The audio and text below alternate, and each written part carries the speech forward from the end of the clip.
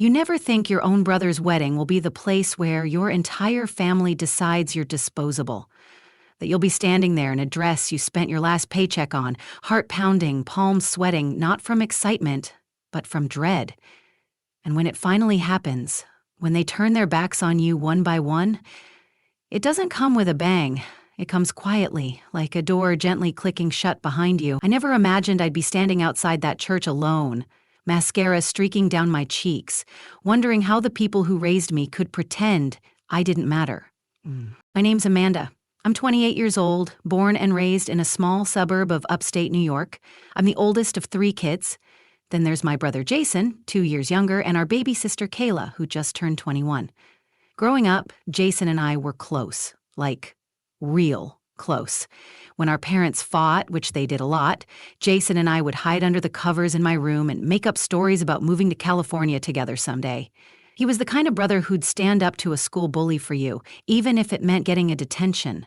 The kind of brother who'd share the last cookie, not because he didn't want it, but because he knew I had a rough day. Jason was my person. That's why this story still feels like a punch in the stomach every time I think about it. It all started about a year ago when Jason got engaged to Melissa. On paper, she was everything people admired. Smart, polished, beautiful in that curated Instagram model way. She worked in PR for a tech company in Manhattan and always had the most expensive everything. Handbags, shoes, even pens. I never disliked Melissa outright.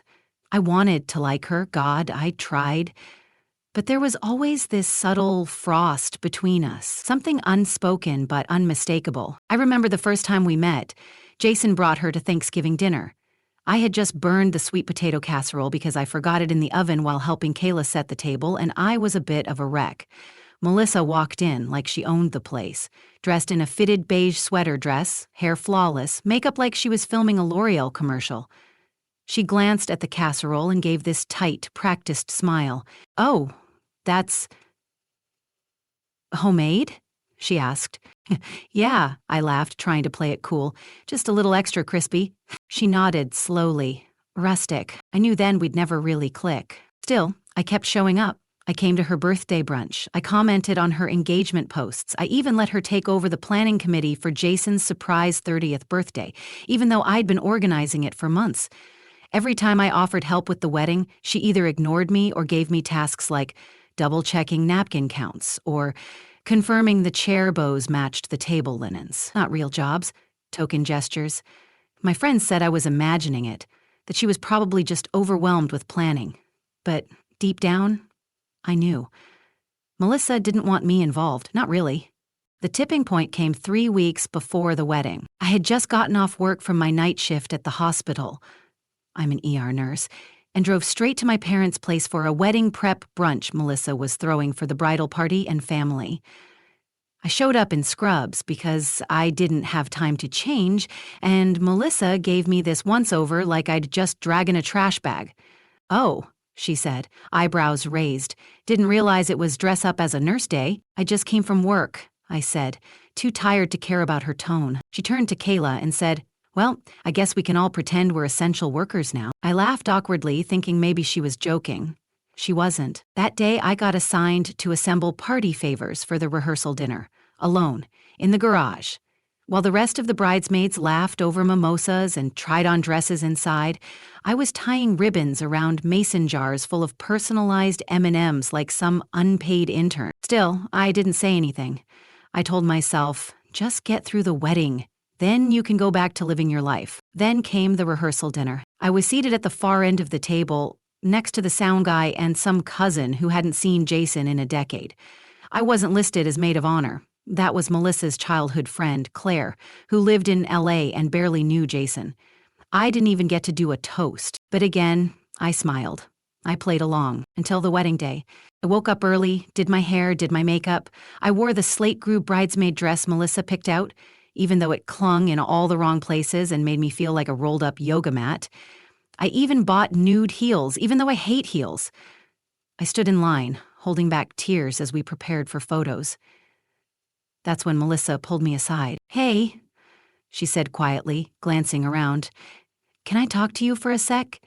I followed her to the hallway, thinking maybe she was going to apologize or ask for help. Instead, she handed me a folded sheet of paper, a printed schedule. I've decided to make some last-minute changes to the procession.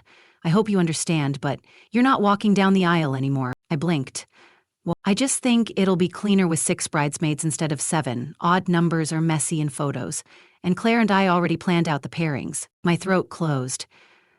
You're cutting me out of the ceremony? You'll still be at the reception, of course, she said, like that was some consolation prize. But I think it'll be better this way. Less chaotic. I stood there, stunned. I wasn't even angry yet. I was just hollow.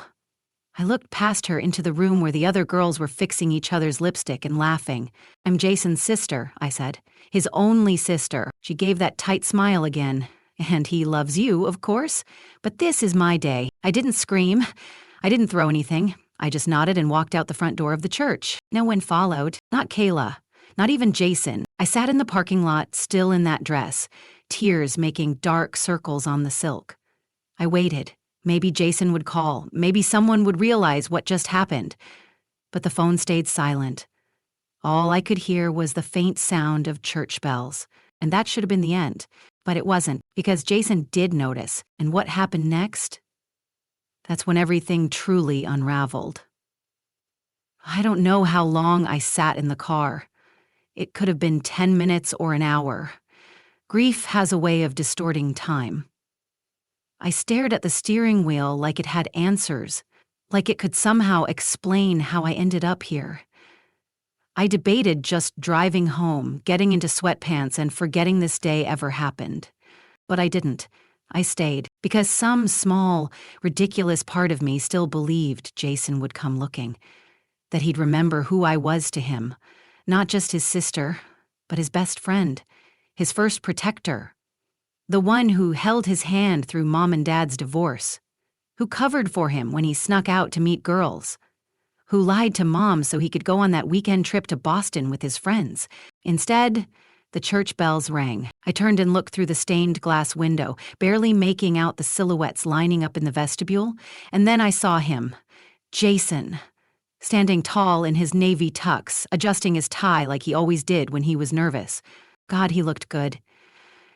That hurt the most, that he could look that happy knowing I was out here, that he could go through with it. I was halfway into talking myself down from a full-blown panic attack when my phone buzzed. Jason. I froze. Maybe he noticed. Maybe he realized something was wrong. Maybe he...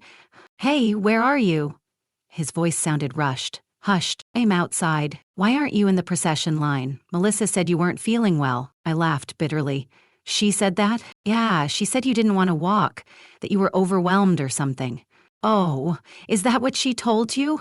My voice cracked. Jason, she kicked me out. She pulled me aside and said there were too many bridesmaids, that an odd number would look weird in pictures, so she just cut me, like I was a goddamn accessory she didn't want to wear. Silence. And then, I'll be right out. I didn't believe him, but 2 minutes later, the church doors flung open, and there he was. My brother, in a full tuxedo, tie still crooked, looking around like a man possessed. When he spotted me, his eyes widened. He jogged toward the car, waving off the photographer and 2 groomsmen trailing behind him. What the hell happened? He asked, breathless. I looked at him, and everything I'd been bottling up for months just poured out. I've tried, Jay. I've tried so hard to be part of this. I bought the dress, I showed up for everything, I bit my tongue every time she iced me out. Every time she looked down on me, I smiled when she made passive-aggressive jokes about my job, about our family, about you. And I kept telling myself, it's not about me, it's your wedding.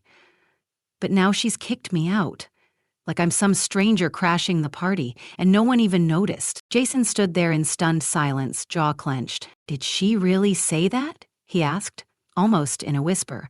Yes, I said, voice shaking. She made me feel like garbage, and not just today. For the last year, he looked down at his shoes, then back at the church, then at me. Wait here. What? Jason, don't. But he was already walking back toward the church, ripping off his boutonniere as he went. I sat there, watching him disappear through the double doors, my heart racing. I didn't know what he was going to do. All I knew was that something had shifted. 10 minutes passed, then 15, and then I heard it. raised voices coming from inside, muffled but escalating. My stomach dropped. Suddenly, Kayla burst out the doors. She looked furious. "What the hell did you say to him?" she shouted, storming toward me. "I told him the truth," I said, stepping out of the car. "Well, congratulations. He's calling off the ceremony." "What?" "Jason told Melissa he won't say his vows until you're back inside and standing beside him. He's yelling about loyalty, about family. He said, and I quote, 'If my sister isn't good enough to be in this wedding, then this wedding isn't good enough for me.'" I just stood there, stunned. Kayla threw her hands up. "Do you have any idea how embarrassing this is? You're making this all about you. On his wedding day." "I didn't ask for any of this, Kayla. I was ready to sit in the back row and cry in silence." "Well, now Melissa's threatening to leave. Her parents are flipping out. Half the guests are on their phones trying to figure out what's going on." My chest tightened. "So what do I do?" Kayla looked at me, and for a brief moment, I saw something soften in her face. "He's waiting for you." I didn't think. I just walked. Toward the church, toward the chaos. Inside, it was a battlefield. Melissa was in the foyer, her perfect curls starting to frizz at the edges, mascara smeared just slightly. Her parents were talking furiously with the officiant. Claire, the maid of honor, looked like she wanted to disappear into the floor. Jason was by the altar, pacing. When he saw me walk in, he stopped. Everything went still. He walked straight to me, took my hand, and raised his voice just enough for everyone to hear. "This is my sister," he said. "The one who used to sing me to sleep when Mom and Dad were too busy fighting. The one who held my hand when I got my wisdom teeth pulled and I was sobbing like a baby. The one who knows me better than anyone on this planet. And if she's not welcome here, then I'm not either." Melissa stared at him, stunned. "Are you seriously doing this right now?" "I should have done it a long time ago," he said, turning to me. "Amanda, I'm sorry. I should have protected you. I let her push you out of everything, and I didn't stop it. I didn't want to ruin your day," I whispered. He shook his head. "You're not ruining anything. You're saving it." Then he turned back to Melissa. "If you can't accept my sister, we shouldn't be doing this." There it was, silence. Everyone waiting. And then Melissa stepped forward. "You're choosing her over me?" "I'm not choosing anyone," Jason said. "I'm asking for respect, for inclusion. I'm asking you to understand that this woman is my family, and she always will be." Melissa looked around, eyes darting, guests whispering, her parents fuming, and then quietly she handed Claire her bouquet. "I'm done," and she walked out, just like that. Jason stood still for a moment, as if frozen in time. Then he turned to me and whispered, "What the hell did I just do?" I reached out, grabbed his hand. "You did the right thing." The silence after Melissa left wasn't peaceful, it was suffocating. Jason stood at the altar, bouquetless, red-faced, and dazed, as if he'd just walked off a battlefield. The pianist, who had been looping the same wedding entrance song for the last 10 minutes, finally stopped playing. Chairs creaked as guests whispered to one another. Phones came out, some to call rides, others to record the fallout. I could feel everyone's eyes on me. Kayla was near the last row, arms crossed, refusing to look in my direction. My parents stood side by the front pew. Dad had his hand on Mom's shoulder, both of them looking like they were trying not to lose it. And Claire? Claire looked like she had just seen a ghost, and I suppose in a way she had. The ghost of a wedding gone up in smoke. Jason finally turned to me. "I didn't mean to blow it all up," he said softly. "You didn't blow it up," I replied. "You just stopped pretending." He gave a shaky laugh. "Well, it's not how I pictured today going." "No," I said, "but I think it's how it was meant to go." We sat in the first pew together, both of us unsure of what to do next. The officiant eventually approached and knelt beside us. "I can stay," she offered, her voice gentle. "If you two just want to talk, or pray, or vent, whatever you need." Jason gave her a grateful nod, but didn't answer right away. I looked at him. "You okay?" He let out a long breath. "I feel like I just dodged a missile. And also like I stepped into traffic."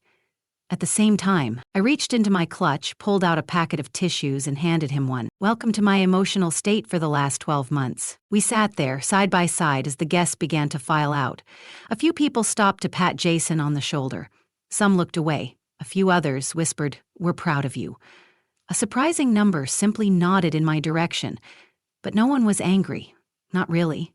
just confused, curious, silently grateful it wasn't their family. Then, Mom approached. I braced myself. "Amanda," she said tightly, her tone clipped like she was trying to hold herself together with dental floss. "Mom?" I said back, trying not to sound defensive. "What the hell just happened?" she hissed. "Did you want to destroy his big day?" Jason cut in. "She didn't do anything wrong. Unfortunately, she came in here and started drama." "She didn't start anything," Jason snapped. "Melissa excluded her, humiliated her, and I let it happen." Mom looked at me then, eyes narrowing. "You could have told me." "I tried," I said quietly. "So many times. But no one wanted to hear it." That was when Dad stepped up behind her, placing a steadying hand on her arm. "She's right, Bev," he said. "We've been ignoring it. I saw it. I didn't say anything, but I saw how Melissa treated her." Mom's jaw tightened. She shook her head slightly, then turned and walked out without another word. Dad lingered. "You did the right thing," he said to Jason, "even if it doesn't feel like it yet." Jason nodded. "Thanks, Dad." Then came Kayla. She walked slowly, her heels clicking on the hardwood floor of the sanctuary. Her expression was hard to read, somewhere between resentment and resignation. "You made your choice," she said to Jason. "It wasn't a choice," he replied. "It was a correction." She gave me a look. "She's always the center of attention, always the victim." "That's not fair," I said, my voice sharp. "It's not fair that you made this about you," she shot back. "I didn't make anything," I said. "I was cut out of the ceremony like I was nothing. I kept quiet until he called me." "Don't twist this around." She paused. I didn't want to pick sides." "But you did," Jason said. "Every time. You watched her belittle Amanda and said nothing. That was the choice." Caleb shook her head, clearly emotional, then turned and walked out. And then it was just us again. Jason collapsed back onto the pew, looking utterly drained. "I don't know what I'm supposed to do now." "You figure it out," I said gently. "1 hour at a time. You start with food." He laughed, really laughed, for the first time that day. "God, I am starving." We ended up at a diner about 10 minutes away. Just the two of us, in our formal clothes, looking like characters from a rom-com who'd just been left at the altar. Our waitress raised an eyebrow as we walked in, but she didn't ask questions. Just handed us menus and said, "You look like you need pie." She was right. We sat in that booth for nearly 3 hours. We talked about everything. Melissa, our childhood, the way life had twisted and shaped us into people who didn't always recognize each other. Jason admitted he had been blind to how things were slipping. That Melissa had become so obsessed with image, with prestige, that she began to treat him like an accessory to her career, a box to check, not a person to cherish. "I think I knew," he said eventually, stirring his coffee. "Deep down, I knew she didn't love me the way I needed to be loved. But she fit the profile, you know? She looked good on paper." "Paper doesn't hold up in the rain," I said. "You need someone who won't disintegrate the moment life gets messy." He looked at me then, eyes shining with a strange mix of gratitude and grief. "I don't know what I'd do without you." I smiled, a lump forming in my throat. "Well, now you won't have to find out." We split a slice of apple pie. He paid the bell. When we walked out into the parking lot, it was dusk, the sky painted in watercolor strokes of orange and purple. It felt like something had ended, yes, but something else had begun. Not every story has a clean ending. Not every fairy tale ends with a wedding. Sometimes the happiest chapter is the one where someone walks away. The days after the wedding, that wasn't felt like a foggy blur. News traveled fast in our town.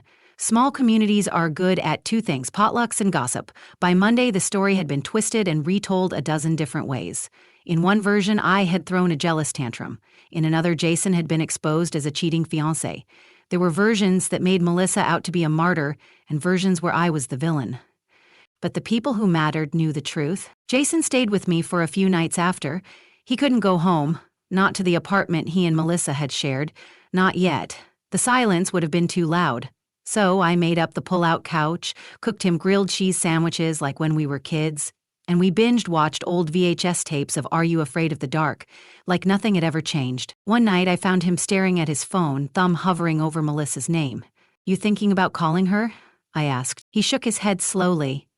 "No, just wondering how someone I loved so much could make me feel so small. I sat down next to him. It's a special kind of heartbreak, realizing someone only loved the version of you that made them look good. He didn't cry, but I could see the grief in his body, how his shoulders slumped, how he stared without blinking.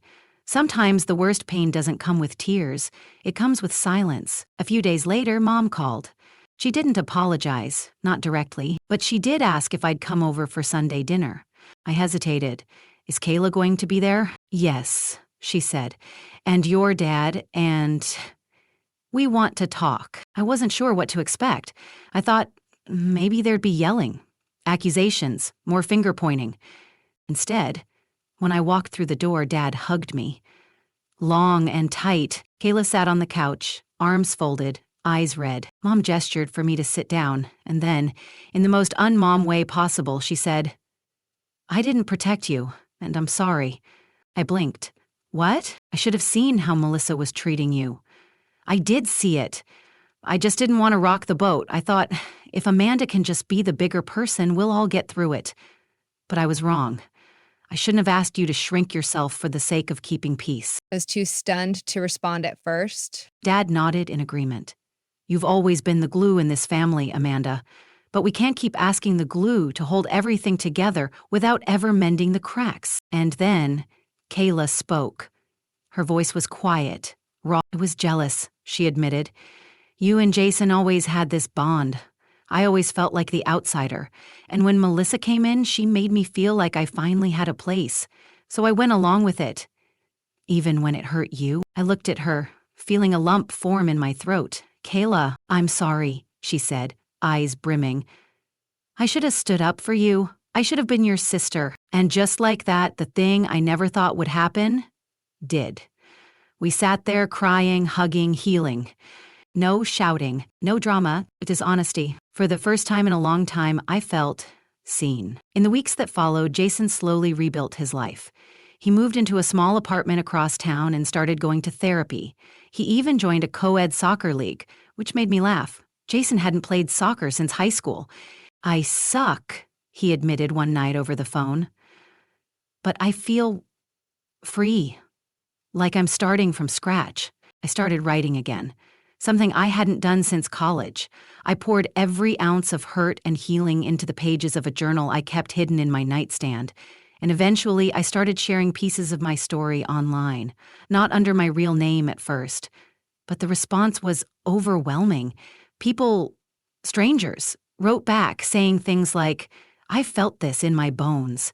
Thank you for putting this into words. This is my family too. It turns out I wasn't alone. None of us are. We all have stories, some messy, some painful, some that never get a fair ending. But sometimes the story we're given isn't the one that defines us. It's the one we write after. One Saturday afternoon, about 3 months after the wedding, Jason and I were sitting on the balcony of his new place. The sun was setting, casting a warm, golden light over the city skyline. He turned to me, holding a cold beer in one hand. You remember when we were kids? He said, and we made that pact that we'd always have each other's backs no matter what? Yeah. I smiled. Under the blanket fort, the California pact. He nodded. I broke it. I let someone come between us. You fixed it, I said. That's what matters. He looked at me then, really looked at me, and said, I don't care what anyone else says.